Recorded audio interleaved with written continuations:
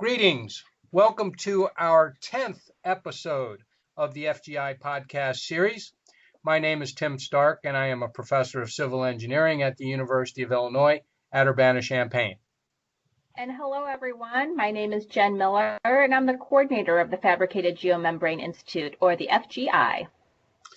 On today's episode, we're going to focus in on the last webinar that is titled Environmental Containment Using Factory and Field Fabricated Geomembranes. Our last webinar speaker was Richelle Delia of Owens Corning, and she described an interesting case history where factory and field fabricated geomembranes were installed for the same pond. And so, Richelle, we've received some additional questions since your webinar for you today. Thank you so much, Tim and Jen. Thank you so much for having me back. Hello, everybody, and happy to answer your questions.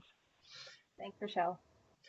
Okay, Richelle, first question is, could you go back and describe the two different geomembranes used in your case study? Absolutely. The case study project had two products specified for the pond. The bottom or secondary geomembrane was a 40 mil or 1 millimeter thick factory fabricated reinforced composite linear low density polyethylene geomembrane, and that was installed directly on top of the subgrade. The primary or top geomembrane was a field fabricated 60 mil or 1.5 millimeter thick high density polyethylene geomembrane that was installed over the GCL. Now, you can't factory fabricate the 60 mil or 1.5 millimeter high density polyethylene unreinforced polymer film because it can't be folded. When you begin folding that type of product, you cause creases, and those creases introduce points of weakness where cracking can propagate from. Okay, great. So what types of geomembranes can be factory fabricated? Thanks, Jen. Quiz time. All right. So let's start with reinforced composite polyethylene geomembranes, like the one used in this project. After that, we have RPE, PVC, RPP, CSPE, EPDM, and RLLBPE. In general, you got a lot of R's, P's, and E's, and FGI members represent quite a lot of them. In short, every geomembrane can be factory fabricated except for HDPE. As I mentioned just a minute ago, that can't be folded because it'll crease the rigid geomembrane, which again could result in stress cracks and leakage over time. Great, Richelle. Another question that came in quite a number of times is, can you factory fabricate geomembranes that are thicker than 40 mil or 1 millimeter thick? Yes, there are a few products that are available that offer thicknesses greater than 40 mil. RPP and RPE are two that come to mind, but there could be others that could be factory fabricated and then rolled or folded for transport to the project site. Okay. Thanks, Richelle. Is there a reason? And in your case history, you had two different geomembranes. The secondary or the bottom geomembrane was factory fabricated, and the primary or top geomembrane was field fabricated. Is there any reason why a factory fabricated geomembrane could not have been installed as the primary or on top of the GCL? Absolutely not. I wasn't the design engineer on this project, so I don't know all the ins and outs that they were considering. But beyond that, if you're building a composite lining system and you want to use a GCL, you can certainly place a prefabricated geomembrane to cover it quickly. Otherwise, that GCL could hydrate prematurely while a field fabricated geomembrane was being installed on top and seamed over top of it. In this particular case, the engineer used both types of geomembranes to construct a more robust lining system. And here's the advantage, Tim. When you use the prefabricated geomembrane, you reduce your risk, you reduce your time on site, and you don't set yourself up for installation failure or premature GCL hydration, as well as you avoid delays due to inclement weather. As an example, in the case study project, the factory fabricated geomembrane covered the entire 2-acre reservoir in about 4 to 5 hours with 3 seams welded on site. It protected the sandy subgrade against inclement weather, and it saved thousands of dollars compared to the subsequent HDPE geomembrane. Great. And in the webinar, you mentioned about the geomembrane wrinkles.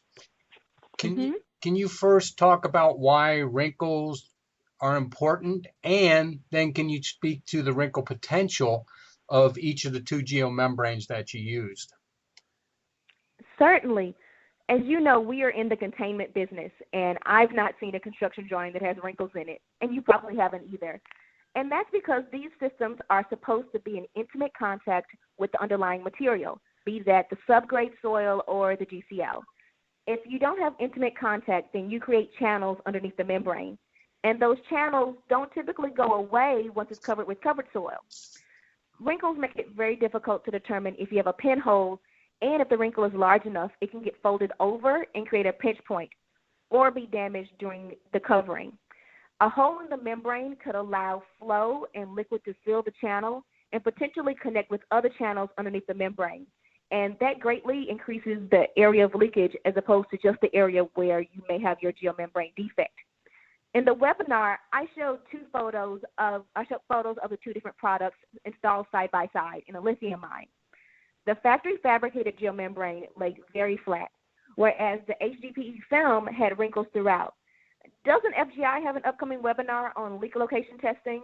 Are wrinkles and leak location testing going to be addressed in that webinar, Tim? Yes, absolutely. Upcoming webinar. Thank you. Thanks, Richelle. Okay, let's switch gears and talk about cost for a minute. Can you break down the cost differential between factory and field fabricated geomembranes?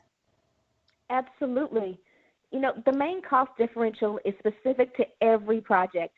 And as a manufacturer, we're not involved or even privy to the costing process.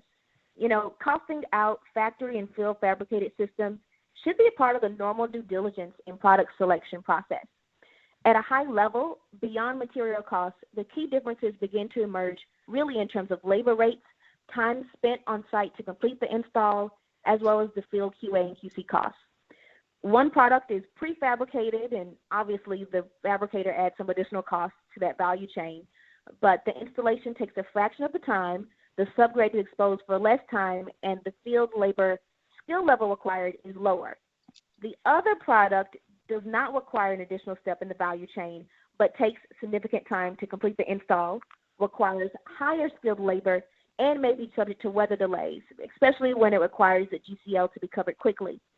There are so many factors and companies involved in bidding a project that I won't be able to give you a total cost breakdown, but what I can say is that we've seen a variety of bid comparisons where factory fabricated systems can yield a savings upwards of 35% compared to field fabrication. Great, Richelle, thank you. So that brings the obvious question: why would an owner or engineer want to field fabricate their geosynthetics or geomembranes when you can factory fabricate them at lower cost, lower time, and higher quality? I can't speak to why an owner or an engineer would make the decisions they do, but I can speculate that their selections are maybe heavily influenced by the long legacy of field fabrication, as well as their previous experience with liners that have a history of being approved. We're finding that some are either not aware of factory fabrication in general, or just not aware of the installation and performance benefits. Depending on the specific application, there are several great geomembrane options that offer a variety of different advantages. And our goal is just to allow more engineers and regulators to be more familiar with all of the factory fabricated material options and learn what they can each provide for their specific projects. So, you know, again, it's probably just a lack of awareness. And that's the purpose of the webinar and you know, in this follow-up podcast, honestly, to just raise awareness within the engineering community and let them know that these types of geomembranes and fabrication options are available for their selection. Yeah, great. Excellent. Technology transfer. Exactly. Yep. And during your webinar, you mentioned two ASTM test methods.